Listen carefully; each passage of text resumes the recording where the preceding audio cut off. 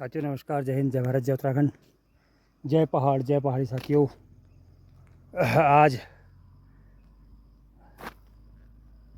मेरा आना हो रहा है भिक्यासैन से। तो भिक्यासैन से तो देखा थोड़ा पहाड़ों का जो लुत्फ़ है वो मैं आपको भी दिखाऊं कि हमारे पहाड़ देखिए किस प्रकार से पहाड़ में गांव की बनावट, किस प्रकार से पहाड़ की बसासत है। देखिए दूर तलक आपको पहाड़ियाँ नज़र आती हुई, और कितनी सुंदर इन पहाड़ों में जो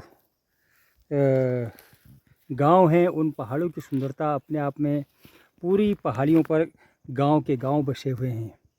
आप देख सकते हैं जहां देखो पूरे पहाड़, गांव के गांव पूरे भरे हुए मकान ही मकान आपको नज़र आएंगे। ये देख सकते हैं, बहुत ही विहंगम दृश्य यहाँ से दिखता है। हालांकि थोड़ी बहुत बादल आज ज़रूर छाए हुए हैं क्योंकि चातुर्मास का समय है, चातुर्मास आने को है। और जहाँ मैं अभी खड़ा हूँ यहाँ का मौसम बड़ा ही सुहाना है, काफ़ी ठंडी हवाएं चल रही हैं। जब हम घाटी की ओर को जाते हैं तो घाटियों में वो काफ़ी गर्म होता है। भिक्यासैन पहुँचा था तो भिक्यासैन में काफ़ी गर्म था, लेकिन जैसे ही यहाँ पहुँचा बाजन, और बाजन से इधर घुघुती की तरफ को पहुँचा तो काफ़ी ठंडा मौसम यहाँ पर हो रहा है।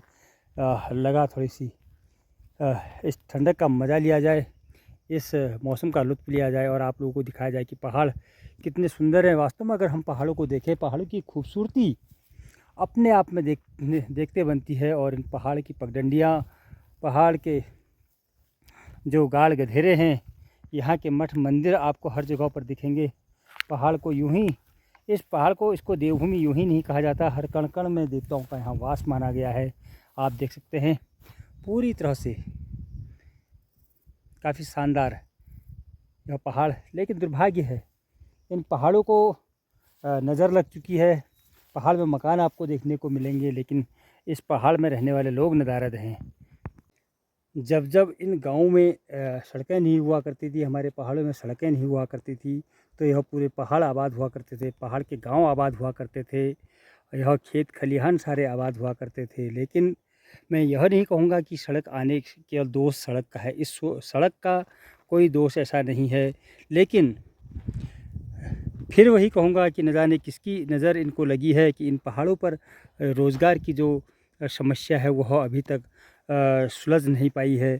यहाँ का युवा लगातार आजीविका के लिए संघर्ष करता रहता है। वह जब से आजीविका कमाने योग्य होता है तब से वह बाहर निकलता है। और आप देख सकते हैं इन पहाड़ की खूबसूरत वादियाँ, कौन चाहेगा इन पहाड़ों को छोड़कर जाना। काफ़ी सुरम्य वादियाँ, हिमालय की गोद में बसी ऐसी तलहटी पर बसे हुए ये गांव काफ़ी सुंदर दिखते ज़रूर हैं, लेकिन इन गांव के अंदर जाकर इनकी भयावता है कि जहां आप देखेंगे पूरे गांव के गांव, घर के घर आपको ताले लगे हुए दिखेंगे, पूरे बंद दरवाजे मिलेंगे। बस छुटपुट जगह अगर हम देखें जहां पर थोड़ी बहुत विकास हुआ है, जिसको हम कह रहे हैं थोड़ा बहुत शहरीकरण जहाँ पर हुआ है, वहाँ आपको थोड़ी आबादी देखने को मिल सकती है। लेकिन यह जो गाँव आपको दिखते हैं, यह गाँव पूरी तरह से लगभग वीरान की स्थिति में है। यह गांव आज भी इंतज़ार कर रहे हैं उन युवाओं का, उन लोगों का आज भी इंतज़ार कर रहे हैं और बाट जो रहे हैं कि सरकार की कब चेतेगी इन पहाड़ों को विकसित करने के लिए। तो साथियों, इन गाँव की अगर हम हकीकत की तस्वीर बयां करें तो वास्तव में अगर हम गांव के अंदर घुसते हैं तो वास्तव में अगर देखा जाए इन गांव के अंदर एक भी हंसता मुस्कुराता हुआ चेहरा नहीं दिखता है। क्योंकि जो जवानी, जो बच्चे जो खिलखिलाते हैं, जिनके चेहरे मुस्कुराते हैं, जिनसे इन पहाड़ों की रौनक बनती है, वह सारा युवा आज रोज़गार की तलाश में पूरी तरह से शहरीकरण की ओर पहुंच चुका है, या पूरी तरह शहरों में बस चुका है। पहाड़ की जो दर्द भरी कहानी है वह इन गाँवों में जाकर उन बूढ़ी आँखों को देखकर एहसास होता है कि हम आज कहाँ पर खड़े हैं और कहाँ से हम शुरू हुए थे, कहाँ हमारी शुरुआत हुई थी और कहाँ आज हम हैं। उन बूढ़ी पथराई हुई आँखों को देखकर इन पहाड़ों की वास्तविकता का पता चलता है, किस तरह से उन्होंने इन पहाड़ पर रहकर अपना जीवन यापन किया होगा, क्या इस ओर सरकारें कभी ध्यान दे पाएंगी, या केवल वोट बैंक के टाइम पर केवल वोट मांगने के लिए इन पहाड़ों में आएंगी। यह एक अटल सत्य है।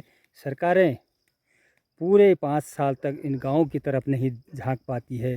केवल जब जब चुनाव का माहौल आता है, चुनाव का समय आता है, तब इन सड़कों से होते हुए इन गाँवों की ओर आते हैं और अपने लिए वोट की भीख मांगने ज़रूर आते हैं, लेकिन कभी इसी रास्ते से पैदल चलकर इन पहाड़ की पगडंडियों पर होते हुए इन गाँवों पर नहीं आते कि उस बूढ़ी माँ की क्या स्थिति है, क्या वह चाहती है।